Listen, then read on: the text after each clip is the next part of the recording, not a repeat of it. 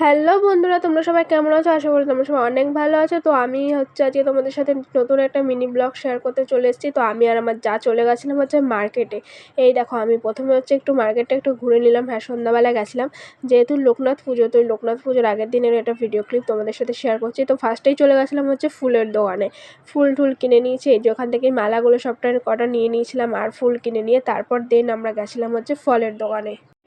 এই যে তারপর চলে এসেছি ফলের দোকানে। তো এখান থেকে সব রকমের মিলিয়ে 5 রকমের ফল নিয়ে নিলাম।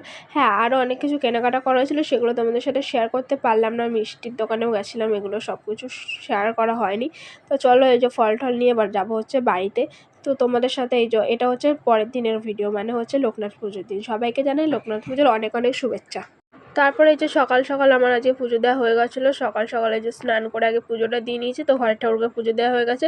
তারপর চলে গেছিলাম আমাদের একটা নতুন ঘর করা হয়েছে ব্যবসার জিনিসপত্র রাখার জন্য আমার বরের।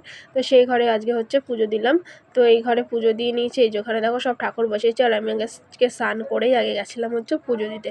তো আমার পুজো দেওয়া প্রায় শেষের দিকে। তো এখন পুজো টুজো দিয়ে নিয়ে তারপর বিকালে যাবো ননদের বাড়িতে লোকনাথ পুজোতে।